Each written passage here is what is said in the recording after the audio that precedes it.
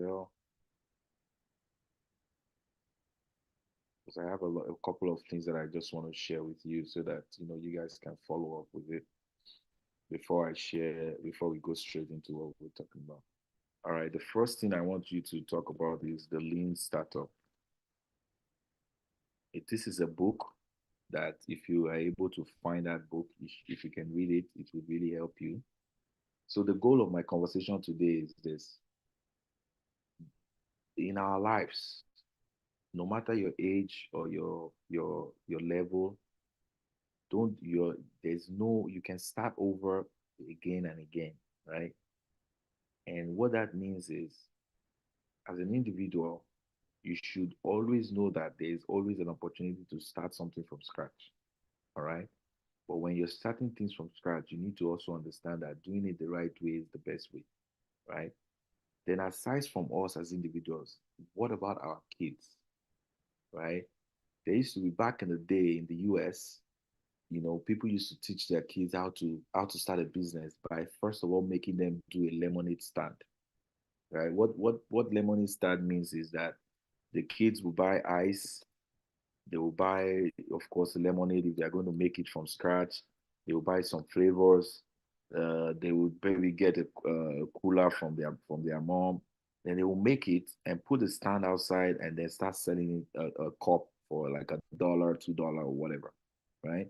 And that's how they teach their kids how to start businesses. But I'm here to tell you that the world and life has changed so much that nobody use the lemonade stand approach anymore. And let me tell you what people use now.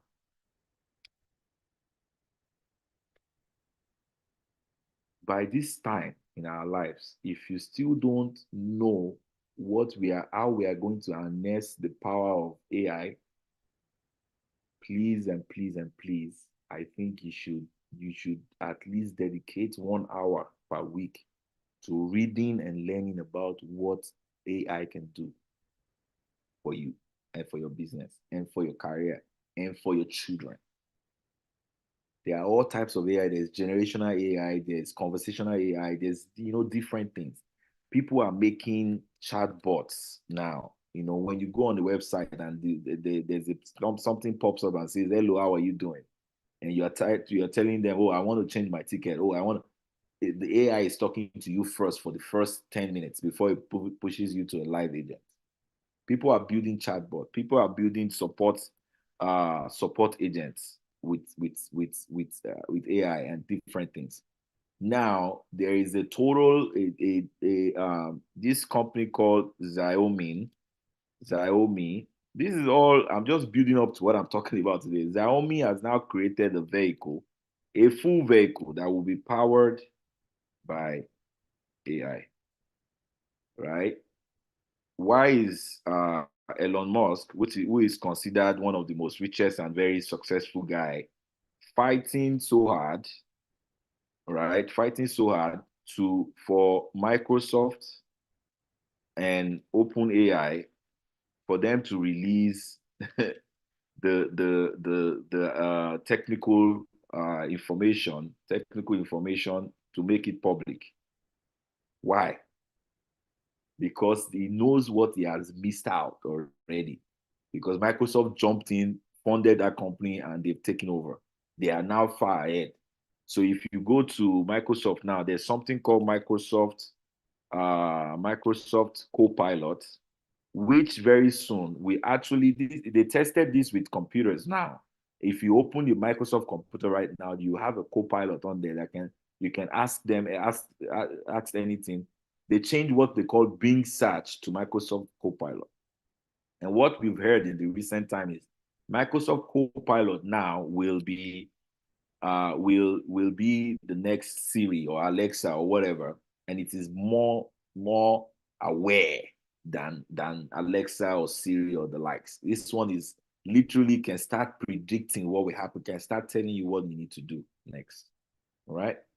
Now, why am I saying all of this? First, I want you to be able to use this. Number one, to use this for your business. or any idea that you are, or any current projects, right? Just bear with me. Any current project you're working on. How, just ask yourself, how can I leverage the power of AI to use this, right? Then the second thing, how can you change your children's life with this? Like I said, nobody teaches my any child how to do. I mean, people still do the lemonade stand, but the truth of the matter is, our kids are not going to grow up learning how to sell lemonade. They are going to have to grow up learning how to harness the power of AI. Now, talk about. I have a 5-year-old.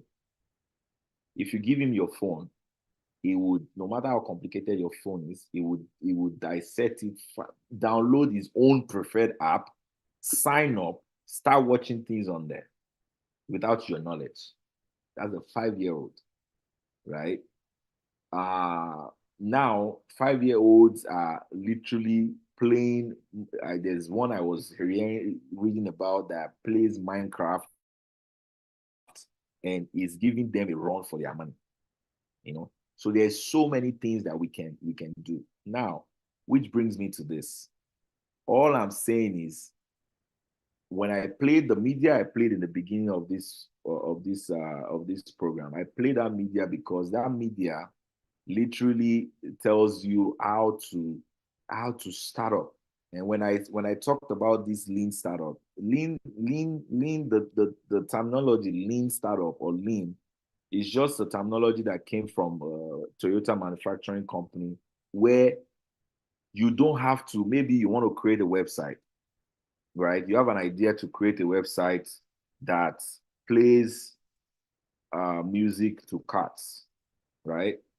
So what they are saying here is, you don't have to wait, create a business plan, then start building the website, um, and then start looking for customers, then start marketing it, and then start signing up people. You don't have to go through all this step, because this can literally take you 6 months. And then maybe after 6 months, you now launch and you realize that customers don't even want a website of cats that play music, right? That means you have wasted a lot of time. What they are trying to say with lean startup is, you can start your business the same day, even the same day, or even hours, right? Then take your first customer feedback and go back to your drawing board and make your product better.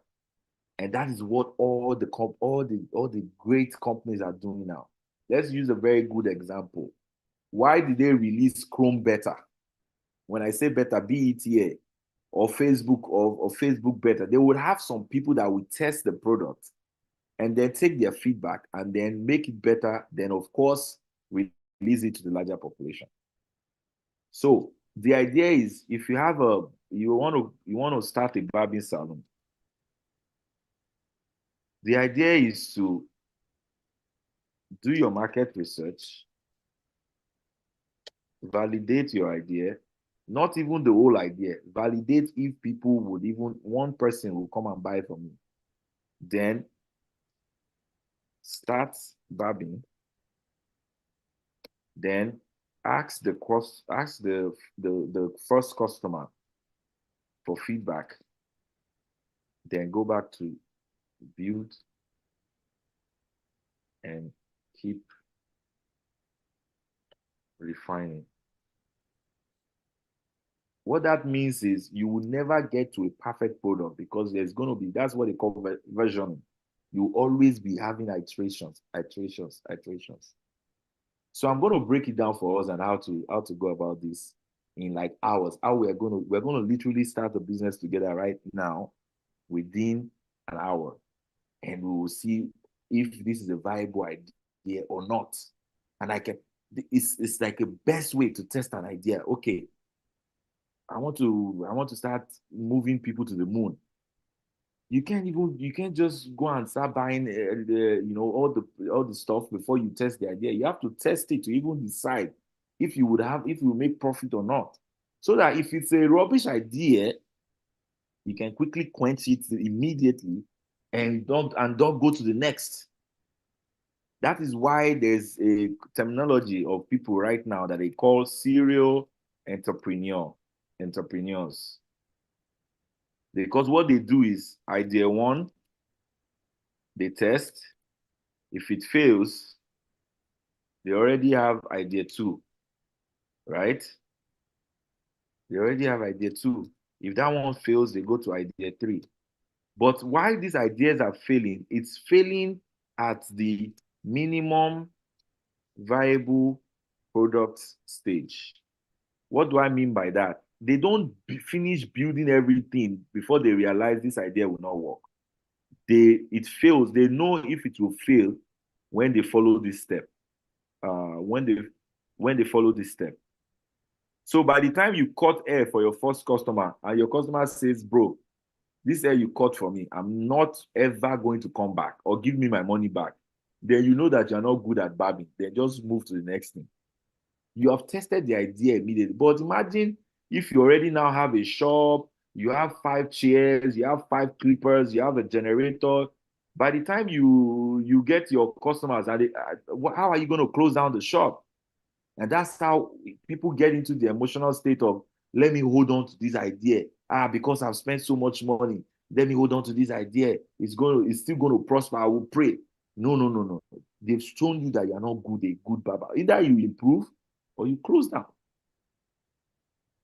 That's why all these serial entrepreneurs are able to really test their product in minimum viable stage. And in the video that I played earlier, we had three types of minimum viable product. Someone tested an idea of Dropbox. What the guy did was he made a fake video of how he was using the product.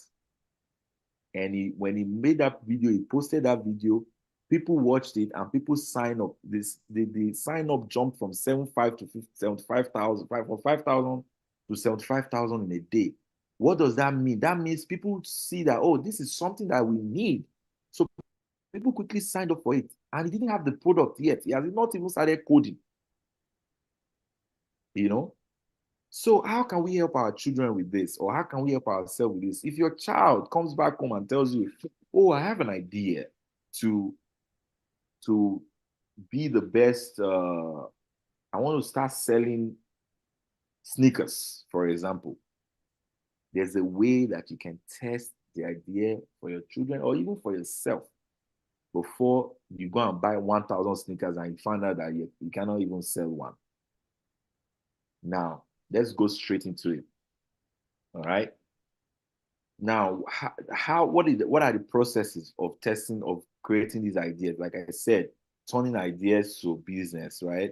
So what are the processes to go through this? What are the steps? First of all, my best, and this is not a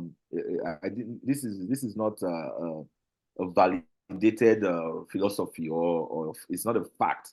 I have only used my own ideas to form this what I'm about to share with you. So the best tool out there right now, and it's free. Best tool out there right now is to use this ChatGPT, or you use Microsoft Copilot, or you use what they call Gemini, which is the Google one. Gemini, and there are other ones out there that you can use to test your ideas. So, first thing I'm going to do today is I'm going to test one of the ideas that I have, and this is the.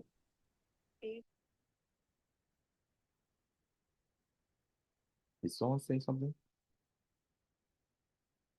Go ahead, it was. Okay. All right. Good. So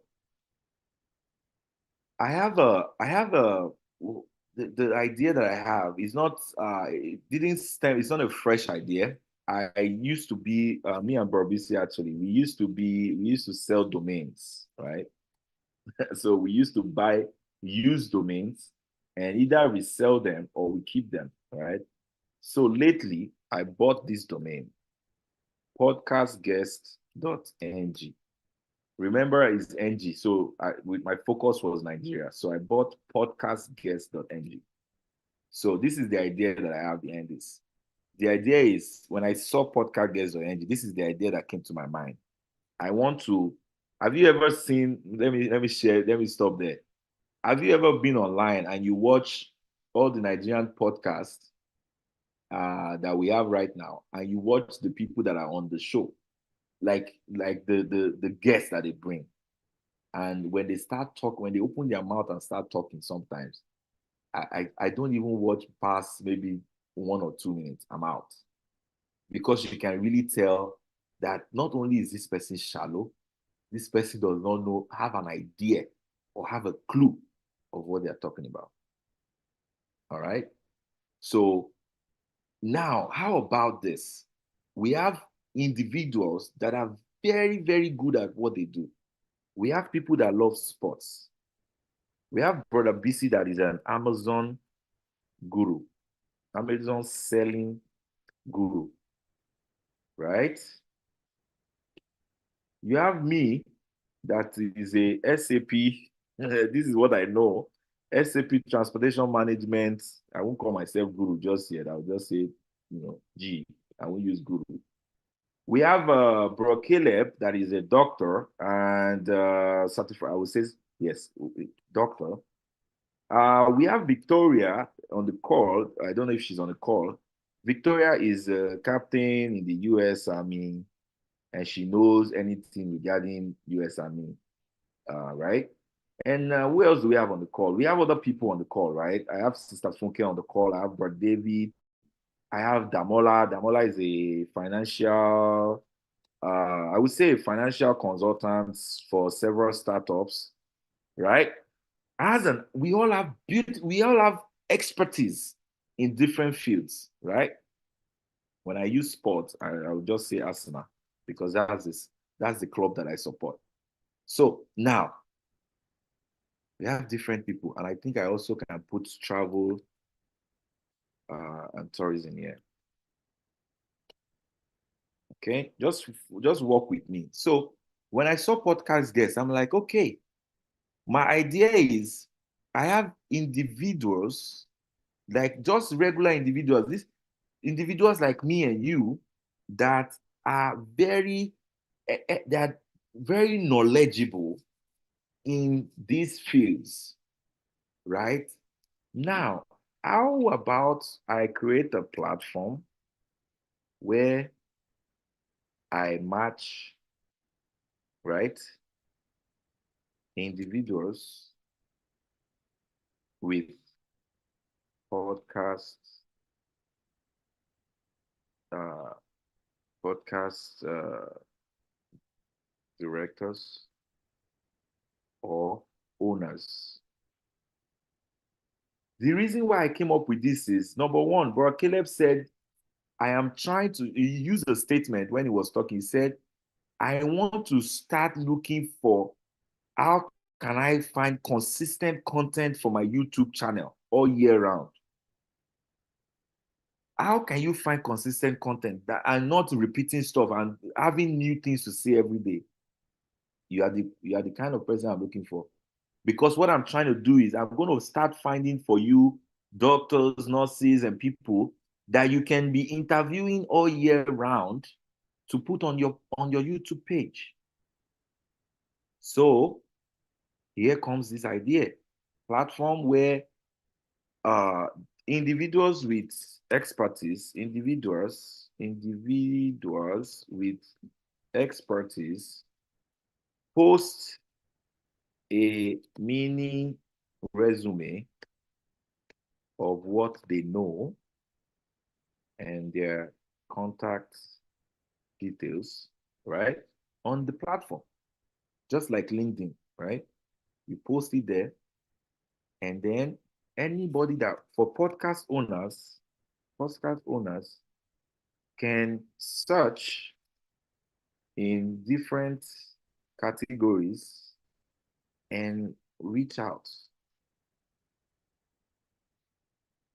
right, to individuals on there to book them for sessions.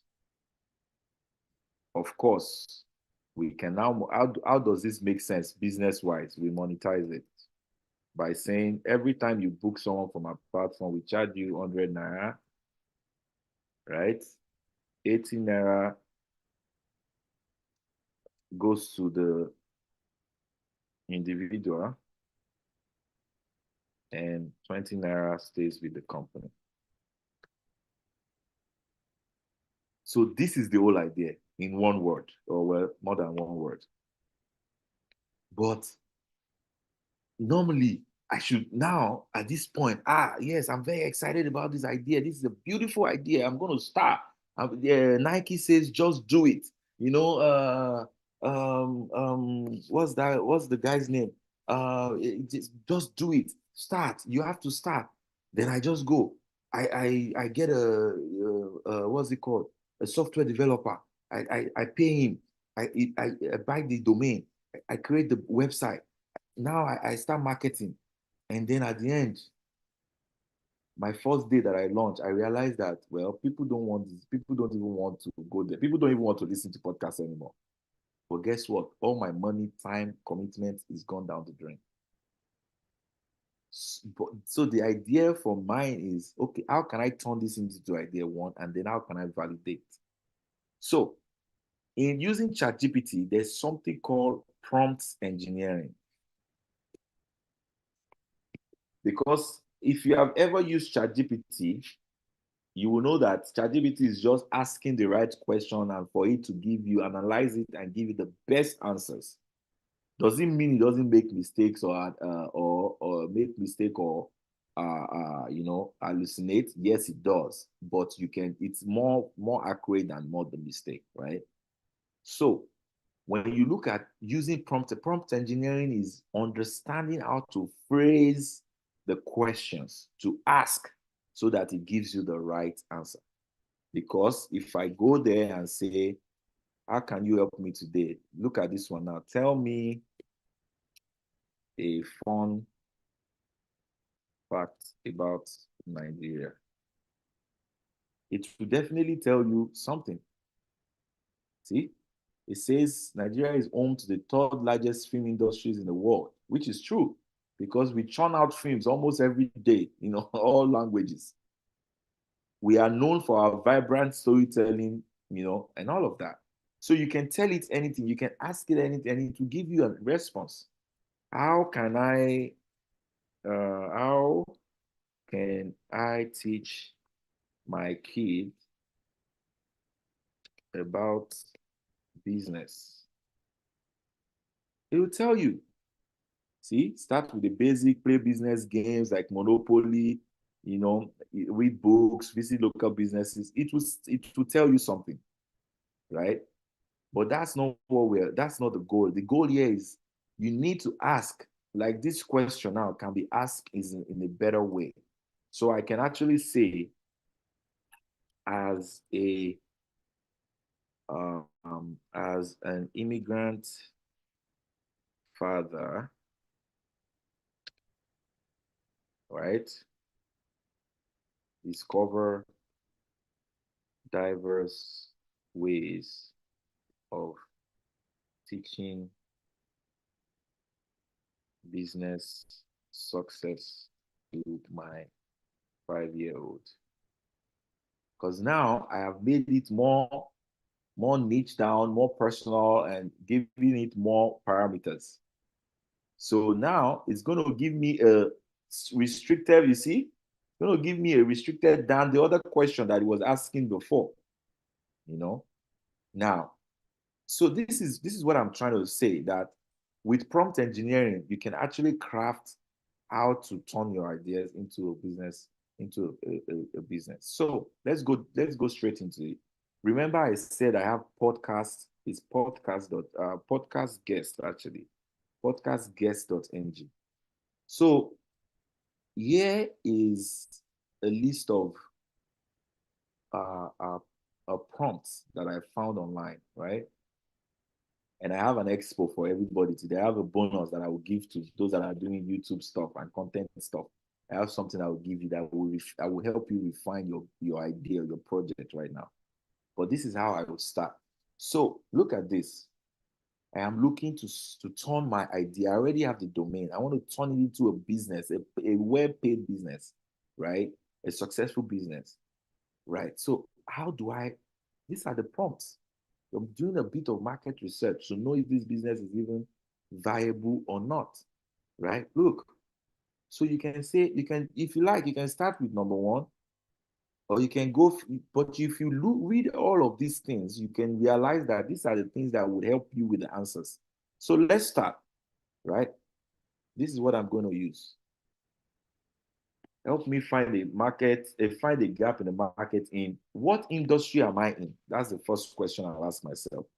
So I'm going to start a new chart and I'm going to say, and by the way, I'm using the 3.5, which is not the one online yet.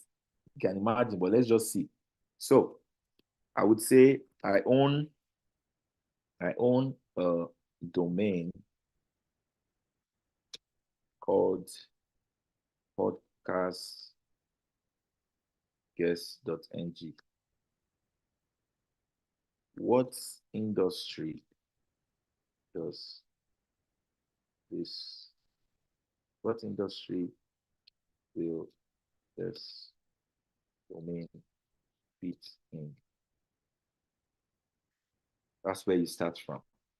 Then it tells you, it says it will likely fit in media management or digital marketing industry. Specifically, it could cater to podcasters seeking guests for their shows or individuals interested in being guests. Can you see? It already touched on my idea also. It says it might also serve as a platform connecting podcast hosts with potential guests. Can you see that? So let's say I want to use the media field, right? Media and entertainment industry, right? So now I'm going to say, I would say, help me find a gap. Just watch me, copy this and say, help me find a gap. Let's, let's read this. Help me find a gap in media and entertainment industry for my domain, for my, for, pod, for podcast guest.ng.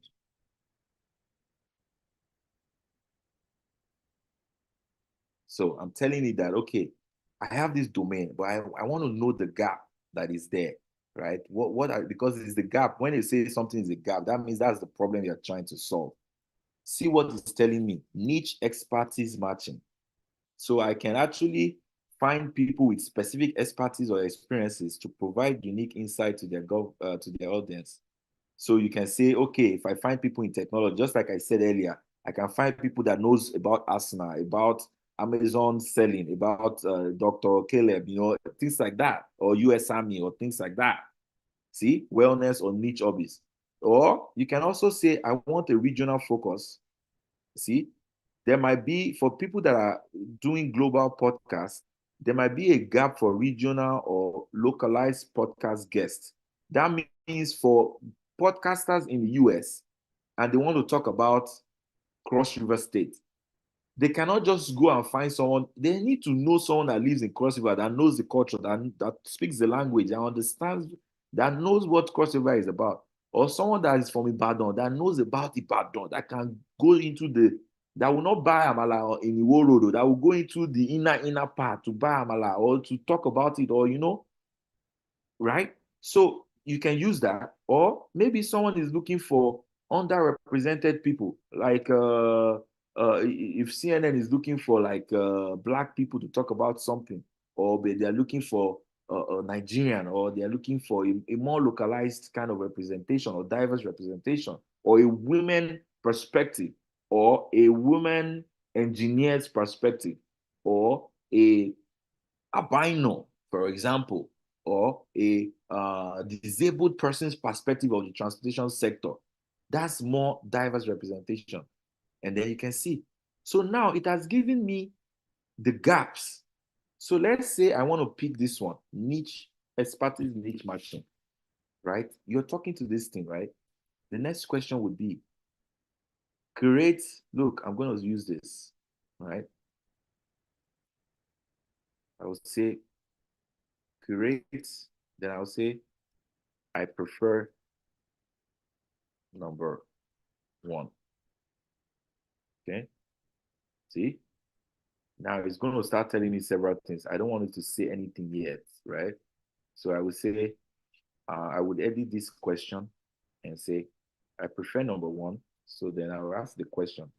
I would say, create three customer personas. Personas are like the people that you expect to use your product, right? Who you want to get into their mind to know what are they like. So I would say, what is this? So I would say, okay, create three customer personas in media and entertainment industry who would use, right? Who would use podcast guests.ng, right?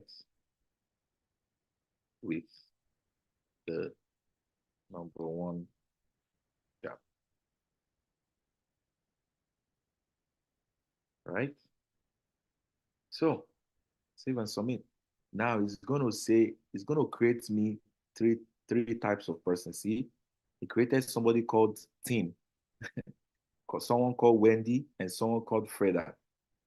These are the people that will be using my platform, right? It says Tim is a tech enthusiast who hosts a podcast focusing on emerging technologies. He's always looking for the look out for experts in different fields, right? Such as AI. He needs to always talk to people. He needs to create content, right? But he needs this platform to easily find and connect with niche experts.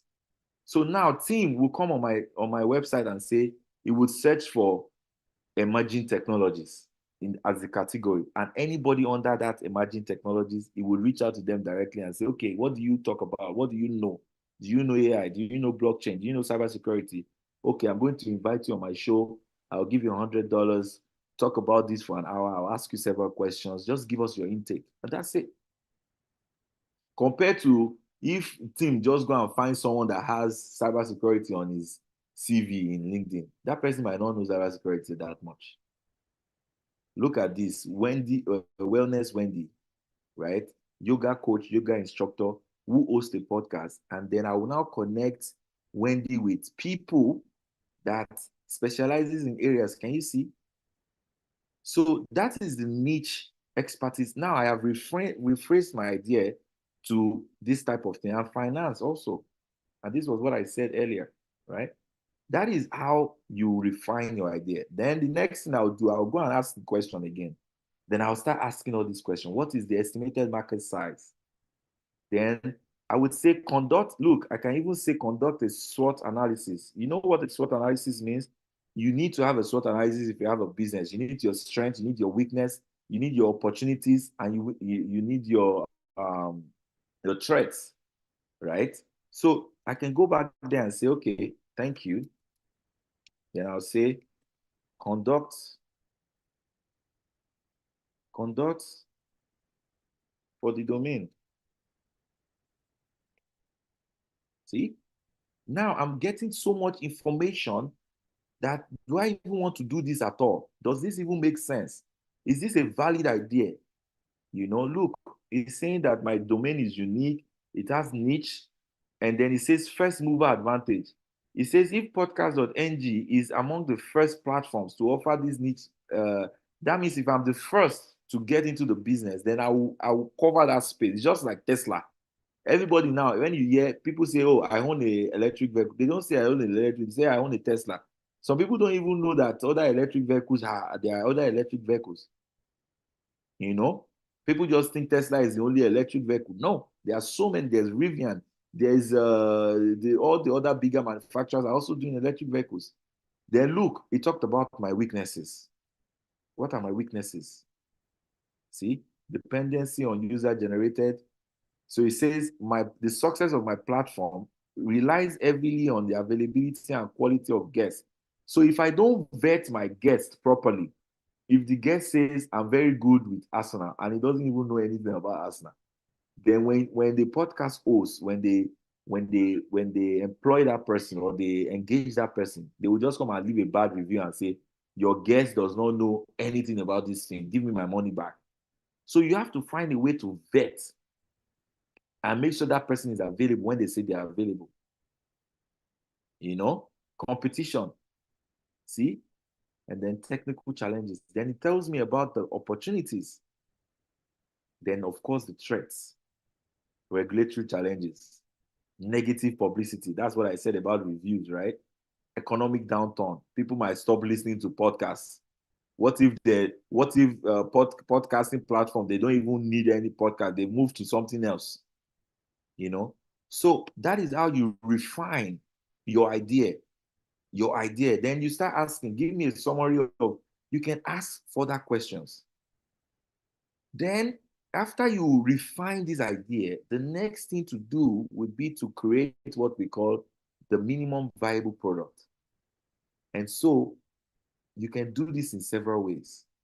You can actually create a small website and say, okay, will people even, you know, let me ask him to create. Let's see, create a landing page uh, requesting. Okay, create a landing page telling people about the the domain, and also soliciting signups for when we launch. So look, it's going to create a landing page, right? So what you're trying to do now is, right? Look at this.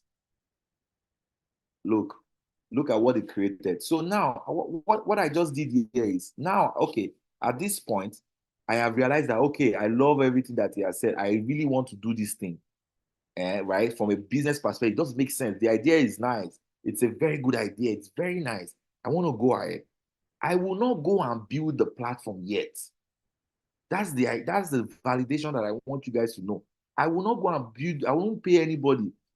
But guess what? I can do this landing page myself on GoDaddy or on WordPress. I will just create a simple landing page. It doesn't cost you a lot of money, less than $100. You can create a landing page and just say, put this landing page up and say, I'm going to put the landing page up for 3 months. And my target is that if I see 10,000 people sign up, then I will go ahead and start building this platform. But if only 5 people signed up after 3 months, then the idea is gone. So this is what I will do. This is what is now called a minimum viable product. So I'll build this, and you say, I will explain what it is, and then I'll say sign up today for exclusive early access. This is the one that you would now put up. You will now advertise this one. Put it on your social media. Put it on several things. Do a lot of things so that people can come to the website. When they read about it, if the idea makes sense to them, they will sign up. So when you start seeing a lot of sign-ups, then that means it's a great idea that you can now go take the next step on. Do you see how I have been able to turn it to a business idea? So now, by the time I wait, some people don't wait 3 months. Some people just say, I'm going to wait a month. Some people say, I'll wait 6 months, depending on how big the project is. You can decide to wait less hours. And then people will just sign up. And as soon as they sign up, you can validate at that point that if people want this or not. And no, you cannot be giving it to your family members to say they should go and sign up. No, you can't give it to your family member. You have to give it to just random people. Just share it. Just share it on Twitter, Facebook. You know, let them read about it and say, okay, this does make sense. Then they will sign up. You can even post it on Facebook, and you say like, or like to join us, or or report. I mean, they will say repost to like to join us or like to not. They have a way of saying. Do you get what I mean? And that's how you would validate. You can use this in. You can use it for any business. You can use it for decision making. Minimum viable product, so that you're not all in. Imagine you take 6 months to build this, and people you now realize that only 5 people want to use it. It doesn't make any sense. But if you know before you start that 10,000 people wants this, you would even want to do it faster because you know 10,000 people are waiting for you to do it. That's how I validate it. That's it. I'm going to stop here. And you remember I said in the beginning that we need to start talking, we need to open up our mic. So I want someone to give me, before I go to the final thing I want to share, can someone just unmute yourself, give me a random idea that is on your mind that you have been thinking about, and let's quickly refine it. Just 5 minutes, please. Let's refine it. I'm not going to talk too much. Any random idea that you have ever thought of, throw it out to me right now, and let's quickly look at it together. Anybody? If you don't say it, I will move on, but that's fine. Anybody?